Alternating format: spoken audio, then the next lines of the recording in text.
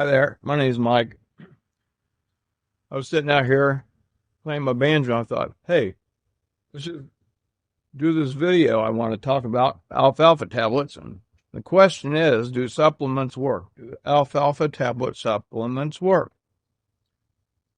And no sooner did I get my phone out and get it set up, it started raining. And it's poured down for 30 minutes. It finally got so bad, I had to pick up the banjo and some papers I had and head into the garage. But, this is not about rain and growing hay in fields. This is about buying alfalfa tablets or capsules and taking those, and do they work? I remember back around 1971, I was still in high school, and the school bus brought me home, and I was passing by our yard up to where the school bus always stops.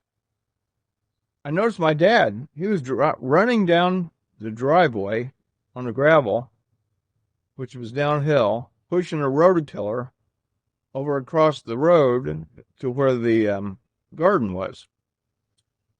And this really struck me as funny because just a few weeks earlier, Mom and Dad informed us that Dad was going to have surgery on his knees. And I hadn't really noticed his knees acting up. I don't remember him saying anything to us kids about having problems. So anyway, when I walked into the house, I said, "Hey, Mom, I guess that surgery Dad had on his knees really worked." She said, no, it wasn't that, because it's been, a month or so, I guess, since he'd had the surgery, and he hadn't gotten any better. So someone told him what he should try, and that was some alfalfa tablets. Now, I want to stop right there and jump backwards a few years to about my grandfather. He died in his mid-60s, but one impression I had of him, and he was a farmer, he got up like 4 every morning, milked the cows, they raised hogs, chickens, they had cows, and they even had, I think, a couple of horses when I was real little, but they gotten rid of those, when everyone started using tractors instead of horses to farm with. And so the impression I had from him was that he was in bad shape. Never smoked. He had a variety, I guess, of, my grandmother used to can, they had gardens, but he couldn't hardly get up. He had to really work to get up out of his chair. He'd been stooping down for years, milking cows and doing farm work, using the horses, but he couldn't hardly get up.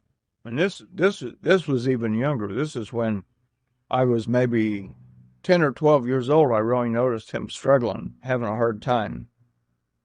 And so back to my dad. It only took Dad a few weeks on alfalfa tablets, and also he was taking some calcium. He got so much better. There he was, running down the gravel road, pushing a rototiller, when he had gotten to the point where he was struggling with soreness in his joints to get up. So I may talk about this a little bit more later, but the thing is, for him, it worked. And fast forward till I was 30 years old, and I was mowing the yard where my wife and I lived, and all of a sudden, as I was push mowing the side lot, I noticed really bad pains in my knees. And I thought, oh, that hurts. Yeah, it really hurts. And so I continued mowing the yard, and by the time I got done, it dawned on me that, hey, not only did my dad have a problem with his knees, it was also genetic. That's when it dawned on me. Things get passed on from generation to generation. Depends on your genes. Are you genetic susceptible to having one problem or more that runs in your family, and maybe another family, they have different set of problems. But I've known for many years people struggle with knee problems. Have you ever heard of knee replacement? How many get knee replacement? How many people get hip replacements? You know.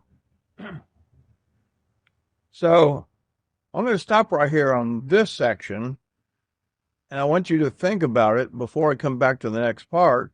Ask yourself, how many people do you know that struggled over their life with knee and hip replacements? And then I'm going to come back and tell you the rest of the story. A Paul Harvey moment. That's it. Paul Harvey. Talk to you in a little bit.